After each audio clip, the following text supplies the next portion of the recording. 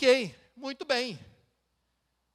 Abra sua Bíblia no livro dos Salmos, porque é a partir do livro dos Salmos que estamos buscando a base bíblica para alcançarmos respostas para uma série de questões. A questão que estamos buscando, natural, logo no início do ano, é direção. Estamos buscando a direção de Deus. Como os salmos podem nos ajudar a encontrar respostas para as famosas resoluções de Ano Novo.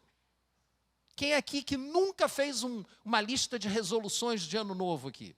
Este ano eu prometo que vou fazer dieta, dura uma semana. Este ano eu prometo que eu vou à academia. Você vai, faz a matrícula e nunca mais volta. Este ano, gente, tem que mudar. Não dá para todo ano ser igual. Nós precisamos encontrar caminhos. Por que a gente faz essa lista de resoluções? Porque, no fundo, não estamos plenamente satisfeitos com a forma como estamos vivendo. Não estamos plenamente satisfeitos com quem nós somos. Nós queremos melhorar. E aí, buscamos novos caminhos. Agora, deixa eu lhe perguntar uma coisa. Quando você quer buscar um caminho, escolher um caminho, vou usar aqui uma metáfora. Você está no seu carro e você está em busca de um determinado endereço. O que é que você faz? Você busca ajuda onde? No Waze ou no Google Maps, não é verdade? Antigamente, as pessoas usavam um pedaço de papel com um monte de coisas desenhadas chamado mapa. Né? Na Marinha a gente chama isso de carta náutica. É um mapa, só que tem um jeito diferente. Quando precisamos encontrar caminhos, precisamos de um mapa. Se os caminhos que estamos buscando não são caminhos numa rua, numa estrada, são caminhos para a sua vida, qual o mapa onde você vai buscar esses caminhos? Salmo 25, vamos lá.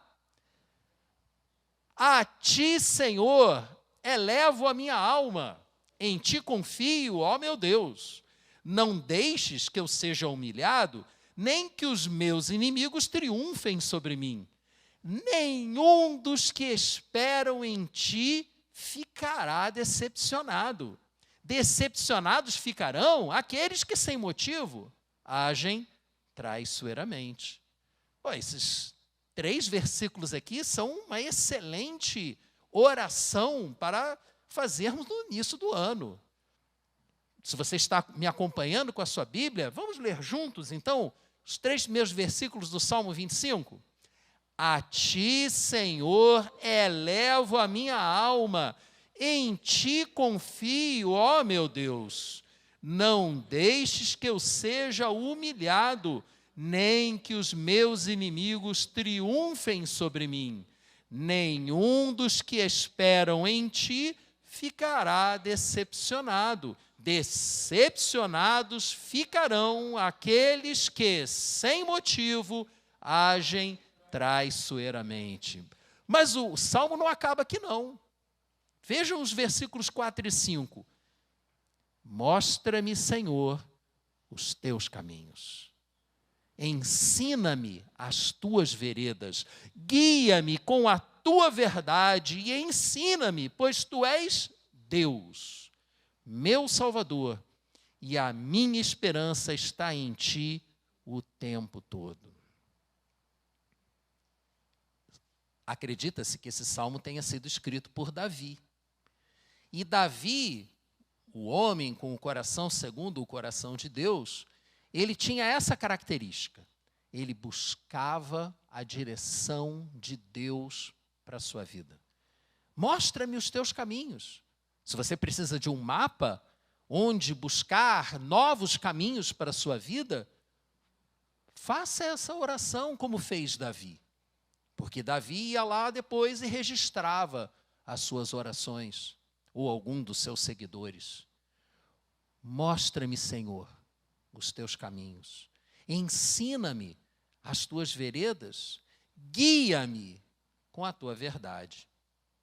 Aliás, existe um versículo que tem sido muito citado nos últimos tempos. Conhecereis a verdade e a verdade vos libertará. O problema é que as pessoas se esquecem de ler o versículo anterior. Aquele que cumpre a minha vontade conhecerá a verdade e a verdade o libertará. Então, a verdade, ela não é um fim em si mesmo, ou em si mesma. A verdade está na palavra do Senhor. Por isso que a palavra do Senhor é o nosso mapa. É onde vamos buscar os nossos caminhos. Em seguida, versículos 6 e 7, ainda no Salmo 25, vemos: lembra-te, Senhor, da tua compaixão e da tua misericórdia que tens mostrado desde a antiguidade. Não te lembres dos pecados e transgressões da minha juventude. Conforme a tua misericórdia, lembra-te de mim, pois tu és bom. Tu és o meu Senhor, tu és bom. Deus é bom. E aí no versículo 8, que eu estou projetando aqui, vamos ler juntos o versículo 8? Bom e justo é o Senhor, por isso mostra o caminho aos pecadores. Eu sou o pecador. Eu sou o pecador.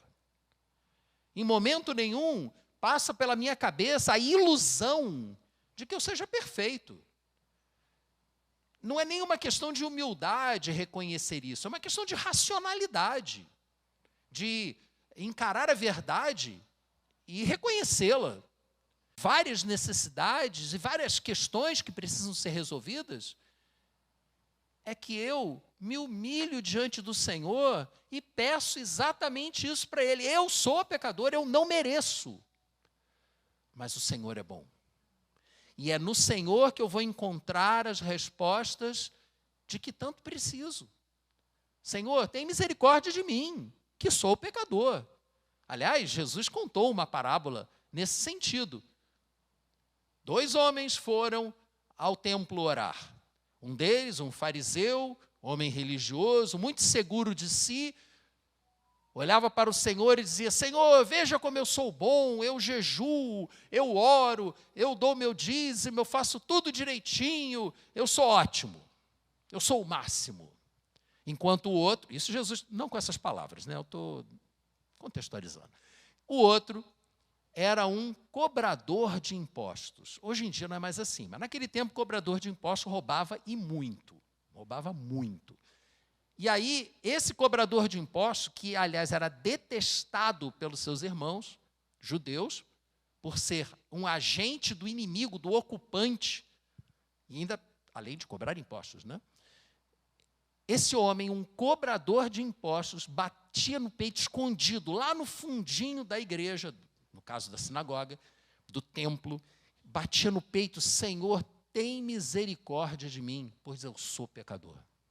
E aí Jesus contou isso e disse: qual dos dois, falou isso para aquela galera que estava ali ouvindo ele, qual dos dois vocês acham que foi para casa justificado? O fariseu, que não pediu nada para Deus, estava ali apenas mostrando para Deus o quão bom ele era, ou o pecador, que se humilhou diante de Deus e pediu pela misericórdia de Deus? Foi uma pergunta retórica de Jesus, todo mundo sabia o que ele queria dizer com isso. Por isso que eu gosto tanto das parábolas de Jesus. Vejam, de uma posição de voltamos para Deus em busca das orientações que Ele prometeu. Se você parte dessa postura humilde, de reconhecimento das suas limitações, o Senhor irá te abençoar. Ele irá falar com você, Ele irá mostrar para você como você deve agir.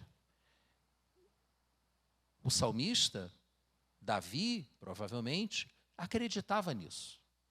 Eu acredito nisso também. Mas o versículo seguinte, versículo 9, diz: conduz os humildes na justiça e lhes ensina o caminho. Então nós reconhecemos que somos pecadores, pedimos ao Senhor, que cremos que é justo e bom, que nos mostre o caminho, e logo em seguida vem a resposta: o Senhor conduz os humildes na justiça e lhes ensina o seu caminho. Todos os caminhos do Senhor são amor e fidelidade para com os que cumprem os preceitos da sua aliança. Muito parecido com as palavras de Jesus. Aquele que cumpre a minha palavra conhecerá a verdade e a verdade o libertará. Vejam, Jesus estava, de certa forma, citando o mesmo conceito que foi apresentado por Davi nesse salmo, apenas de uma forma diferente. Nosso Deus, Ele é bom, Ele é justo e Ele quer te conduzir por um caminho de amor e fidelidade, desde que você reconheça a sua necessidade dEle. Não seja como o fariseu da parábola, que chega diante de Deus mostrando tudo o que você fez de bom. Se você reconhece que precisa de ajuda e busca essa ajuda, certamente você a encontrará. E a encontrará, como várias pessoas aqui disseram, na palavra de Deus. A palavra de Deus é o nosso mapa. Só que, aí deixa eu fazer uma pergunta para vocês aqui. Só o mapa é o suficiente? O que vocês acham? Um mapa solto, sem nenhum instrumento para lhe ajudar a ler o mapa. Vai ser o suficiente ou não vai? O que vocês acham? O oficial do Exército aqui já disse que não. Ele sabe que não é o suficiente. Ah, muito bem, eu sabia que eu poderia contar com a ajuda dele. Na Marinha a gente não chama de bússola, a gente chama de agulha. Se for magnética, agulha magnética. Se for giroscópica, agulha giroscópica. Bússola é coisa do Exército. Mas ninguém aqui é de Marinha, ninguém vai entender se eu falar agulha é bússola, ok? Não tem esse tipo de preconceito. Bússola. Você precisa orientar o seu mapa. Senão você pode estar de cabeça para baixo e não sabe. Isso aconteceu muito comigo. Algumas pessoas sabem que eu estava viajando e precisei muito do tal do Google Maps. E várias vezes, gente, não ri de mim não, várias vezes eu saía da loja, um frio, cara, eu saí de -2 para 42. Dá para perceber, hoje de manhã eu estava completamente ensopado. Nada, nenhum ar-condicionado resolvia o meu problema. Aquele gelo, mesmo a luva que diz que é para toque, não adiantava, não conseguia, ia me irritando, eu tinha que tirar a luva para mexer no celular, para abrir o Google Maps. Aí eu olhava assim, bom, agora vamos para o lugar tal. Aí colocava o nome do lugar, ia buscar o lugar e ele me dizia o caminho. Aí a gente começava a andar, de repente eu parava, verificava, aí para verificar tinha que tirar a luva de novo. Verificava, eu estava 180 graus defasado. Eu tinha que virar à direita, eu tinha virado à esquerda. Pô, mas no mapa estava dizendo para virar à direita, ou à esquerda, tanto faz. E eu ia para o lado oposto, porque estava de cabeça para baixo. Eu achava que eu estava de um lado da rua, eu estava do outro. Você sabe que não tem muita precisão aquele negócio de Google Maps, né? Ele te mostra de um lado da rua, mas você está no outro. Eu achava que eu tinha que ir para um lado, na verdade eu tinha que ir para o outro. Isso só acontece comigo?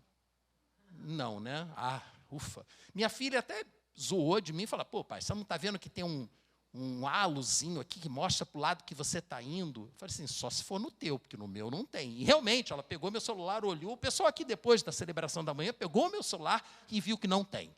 O meu não tem. O que eu tinha que fazer? Encontrar uma referência. Eu tinha que encontrar no mapa o nome de alguma coisa que eu identificasse para usar como referência, já que não tinha bússola. Aí já me mostraram também que alguns celulares têm bússola. Legal. A bússola mostra para você onde é que está o norte. E você sabe onde é que o mapa está apontando, você sabe onde é que está o norte em volta de você. É só olhar para o sol. Foi o que eu menos vi nessa viagem, foi o sol. Graças a Deus não cheguei a ver neve, mas sol eu também não vi. Só teve 2 dias de sol. Graças a Deus foram 2 dias ótimos. Gente, não é tão simples quanto parece. No carro a vozinha está conversando contigo. Né? Vire à direita, aí você vira à direita. Ih, perdeu a saída, recalculando. Né? Todo mundo já passou por isso aqui. Você precisa de uma orientação, seja uma bússola, ou seja a ação do Espírito Santo. Abra sua Bíblia em Atos, capítulo 16. O mapa está correto, é a palavra de Deus.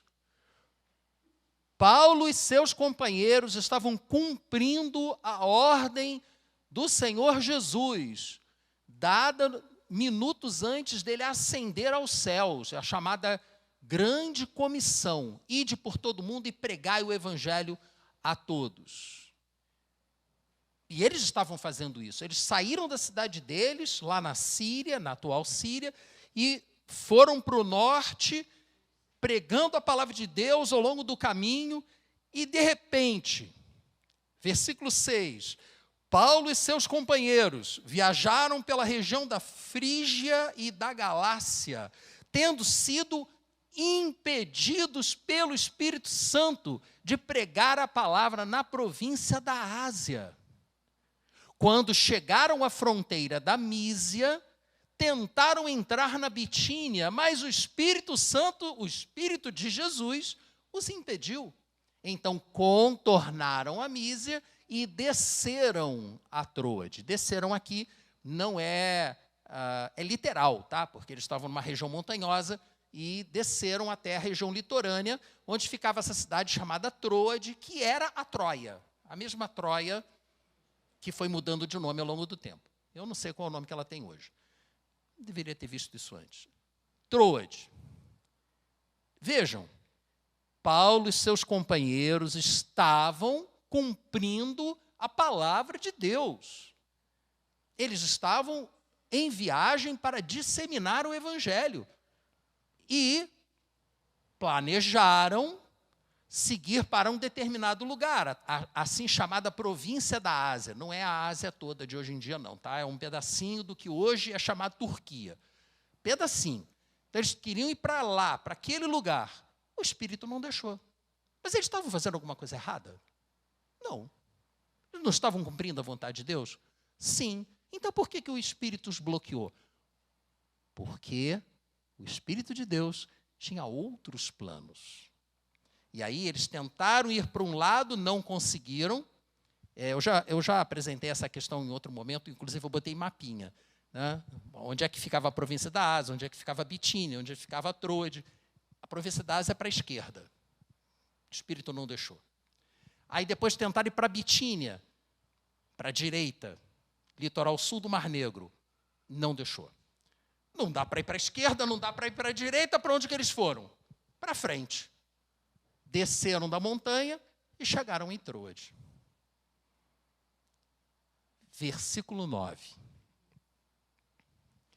Durante a noite, Paulo teve uma visão, na qual um homem da Macedônia estava em pé e lhe suplicava: passe a Macedônia e ajude-nos. Então foi por isso que o Espírito o impediu de ir para esses lugares, porque ele precisava ouvir de Deus, receber uma visão de Deus. Mas peraí, e a visão de Deus só acontece em determinado lugar? Se ele fosse para outro lugar, ele não receberia a visão de Deus? É claro que não. A visão de Deus ele poderia receber em qualquer lugar. Então não foi por isso. Ele poderia estar na Bitínia, que, como eu disse, fica no litoral sul do Mar Negro, aparecer a visão de que ele tinha que ir para a Macedônia, embarcar num navio, sair do Mar Negro pelo Estreito de Dardanelos e vai para a Macedônia. Hoje é Grécia. Mas Troade estava mais perto. Sim, mas não é isso. Então, o que foi? Versículo 10. Depois que Paulo teve essa visão, preparamo-nos imediatamente para partir para a Macedônia, concluindo que Deus nos tinha chamado para lhes pregar o Evangelho. Quando a gente lê a Bíblia de manhã cedo com sono ou com pressa, raramente a gente percebe detalhes que são extremamente importantes. Não há dúvida razoável que seja, entre os estudiosos da Bíblia, de que a autoria do livro dos Atos dos Apóstolos tenha sido de Lucas. Não há dúvida razoável. Lógico, né? O cara está estudando, fazendo doutorado de teologia, ele tem que fazer uma tese para poder se graduar e aí inventa uma coisa lá qualquer. Mas até hoje não apresentaram nenhuma tese, que eu conheça pelo menos, desacreditando a autoria de Lucas do livro de Atos. Vocês notaram que os versículos 6 a 9 não, é impessoal, mas no versículo 6, 7 e 8, o autor, acreditamos que seja Lucas, disse: Paulo e seus companheiros viajaram, eles viajaram. Eu, tu, ele, nós, vós, eles, terceira pessoa do plural. Eles viajaram, eles foram impedidos de ir para um lugar, eles foram impedidos de ir para outro lugar, eles foram até a cidade de Troade. Em Troade, Paulo teve a visão: nós entendemos que devíamos partir para a Macedônia. O autor se juntou ao grupo. Ninguém sabe exatamente quanto tempo Paulo passou em Troade até que ele tivesse essa visão. Isso é uma outra característica do livro de Atos. Às vezes, entre um versículo e outro, se passaram 2 anos. O livro não diz isso. Você que tem que estudar todo o contexto histórico para saber. Não se sabe quanto tempo Paulo ficou em Troade. Não se sabe quem foi que pregou para Lucas. Não se sabe sequer se Lucas já era convertido ou não. Mas o fato é que foi em Troade que Lucas se juntou àquele grupo. E a forma dele escrever ou descrever as viagens de Paulo mudou. Ele se incluiu no negócio. Ele passou a fazer parte daquela equipe. Sim, é verdade que Paulo poderia ter recebido a visão de Deus para ir para a Macedônia em qualquer outro lugar para onde ele fosse. E é verdade também que em qualquer lugar para onde ele fosse, haveria pessoas que precisavam ouvir a palavra de Deus para serem libertadas, transformadas, regeneradas. Mas Deus queria que Paulo fosse para Troade, provavelmente, porque lá estava uma pessoa que Deus queria que se juntasse ao grupo. Porque se não fosse Lucas, como é que chegaria essa narrativa até nós? Talvez nunca chegasse. O Evangelho de Lucas talvez nunca fosse escrito. Quem assistiu aquele filme sobre os momentos finais da vida de Paulo, aliás, um filme, cara, que filme bacana. Que filme historicamente precioso. Belíssimo. Você vê ali Lucas junto com Paulo nos momentos finais de Paulo. Deus, muitas vezes, fecha algumas portas, nos impede de fazermos coisas que em si mesmas não tem nada de errado. Não são coisas ruins. São até coisas que estão na palavra de Deus, mas Ele nos impede, porque Ele tem outros planos para nós, que podem incluir outras pessoas ou não. O mapa estava nas mãos de Paulo, a palavra de Deus, mas faltava a Paulo a orientação, a bússola, que foi o Espírito Santo que concedeu, bloqueando a passagem dele em 2 ocasiões e dizendo para ele para onde que ele deveria ir em outra ocasião. O Google Maps, ele pode induzir você ao erro. A palavra de Deus, não. Mas, como diz um provérbio, há caminhos que aos olhos dos homens parecem bons, mas que na verdade são caminhos de morte. Como discernirmos se um caminho é bom ou não? Pela palavra de Deus? Ok, mas como discernirmos como um caminho apresentado pela palavra de Deus é o melhor caminho para a nossa situação, para a nossa condição? Somente com a orientação da bússola espiritual, que é a palavra do Espírito Santo viva em sua vida. A palavra de Deus é o nosso mapa, sim, mas o Espírito de Deus falando conosco é a nossa bússola. Vocês querem um outro exemplo de como é necessário esse tipo de orientação? Está na primeira carta de Paulo aos Coríntios. Paulo foi para Corinto depois de ir para a Macedônia. Primeiro foi para a Macedônia, depois foi para Atenas, Acaia, e depois foi para Corinto. Lá em Corinto ele plantou uma igreja, anos depois ele escreveu 2 cartas, acredita-se que foram 3, para essa igreja. E nessa igreja ele disse, ou nessa carta, ele disse, tudo é permitido, mas nem tudo convém. Tudo é permitido, mas nem tudo edifica. Há coisas que nós, como cristãos, podemos fazer, mas não devemos. Podemos? Poder pode, mas não deve. E, às vezes, há coisas que você pode e deve fazer numa determinada circunstância, mas em outra circunstância não. Não convém ou não edifica, não coloca você para cima. Então, essa não é uma filigrana, é um detalhe, mas é um detalhe muito importante.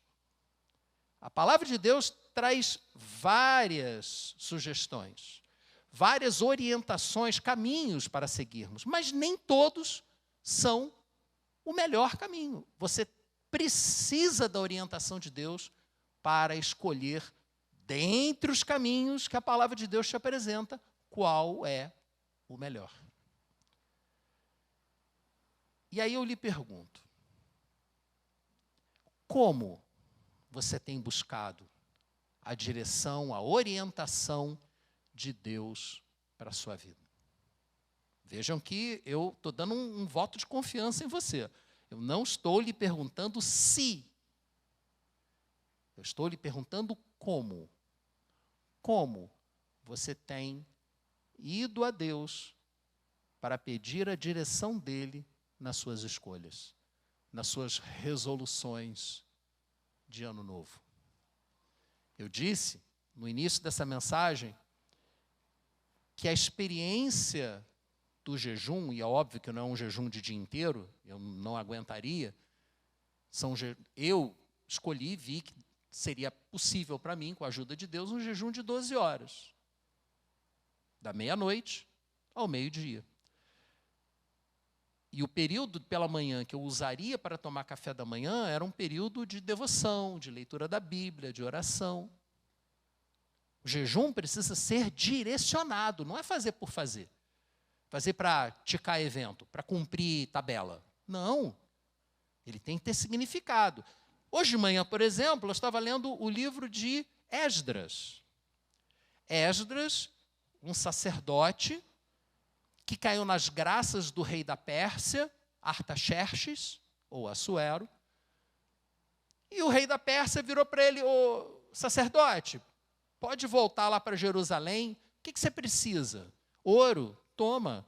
Prata, leva. Cavalos, bois.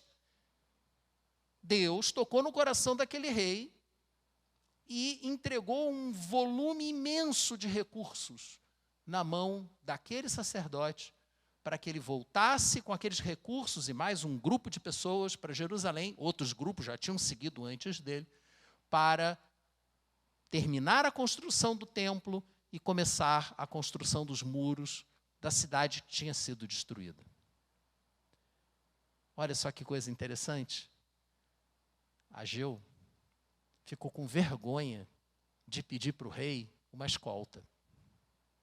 E ele sabia que seria uma viagem muito perigosa, principalmente ele levando tanta coisa de valor. Todo mundo sabia o que ele estava levando, né? Não tinha internet naquele tempo, mas as pessoas sempre foram fofoqueiras, tá? Sempre foram. Não, hoje não, hoje certamente nós somos muito mais elevados. Mas o que ele fez? Ele foi jejuar para pedir a Deus que o orientasse na forma, na época que ele deveria seguir para Jerusalém. Ele usou o jejum para concentrar-se espiritualmente, para entender como ele deveria agir, já que ele ficou com vergonha de pedir uma tropa para fazer a escolta dele. Gente, é isso que a gente tem que fazer. Então, por isso, quando eu perguntei como você tem buscado, fica aqui a dica. Está precisando da direção de Deus? Reserve um tempo. Dedique-se, naquele tempo, para com a televisão, porque jejum não é só de comida, né, gente? Você sabe disso. É deixar de fazer algo para se concentrar naquilo que você precisa fazer. E utilize aquele tempo para buscar a direção de Deus para você. Concluindo, quando não estamos satisfeitos com os nossos caminhos e queremos mudar de direção, devemos ser humildes e escolher um novo caminho num mapa. Mas um caminho que combine com a vontade de Deus para nós. Vamos à palavra de Deus, que é o nosso mapa, em busca desse caminho, mas isso não é o suficiente. É necessário, mas não é suficiente. Além de irmos à palavra de Deus humildemente, buscando a direção, o caminho que precisamos seguir, precisamos de orientação. O mapa está em nossas mãos, mas para que lado que a gente vai sair? Está de cabeça para baixo? Será que o mapa está de cabeça para baixo? Precisamos nos orientar, precisamos da bússola do Espírito Santo para nos dizer para onde não ir e para onde ir. Eu sei que eu preciso da direção de Deus, da orientação de Deus na minha vida. Eu preciso. Você também precisa da orientação de Deus na sua vida? Eu vou pedir que você fique de pé. Eu quero orar por você, além de orar por mim também. Tá? Você que está em casa, por favor, junte-se a nós nessa oração e vamos buscar humildemente a orientação do Espírito Santo para os passos, para as decisões que precisamos tomar. Senhor, nesta noite, assim como fizemos nesta manhã, humildemente nos voltamos para Ti por reconhecermos que no Senhor está toda a sabedoria. A Tua palavra nos diz que se tivermos falta de sabedoria, devemos pedir, que o Senhor nos concede liberalmente. Então pedimos, Senhor, que o Senhor nos mostre, nos oriente na Tua palavra como devemos agir. Mostra-nos, Senhor, entre bons caminhos da Tua palavra, qual é o adequado àquele momento, qual é o que convém a nós nesse momento, Senhor. Sim, Pai, partimos já do pressuposto de que é na Tua palavra que estão os bons caminhos, caminhos de amor, caminhos de fidelidade, mas reconhecemos que precisamos de mais do que isso, e por isso nos voltamos para Ti, pedindo que o Senhor nos dê a capacidade, nos conceda a capacidade de ouvir o Teu Espírito, de receber do Senhor as orientações necessárias para não nos perdermos neste caminho, por melhor que ele seja. Mostra-nos, Senhor, mostra-nos o caminho que nos convém, Mostra-nos o caminho que é correto. Mostra-nos o caminho que edifica. É o que eu te peço, Senhor, em nome de Jesus.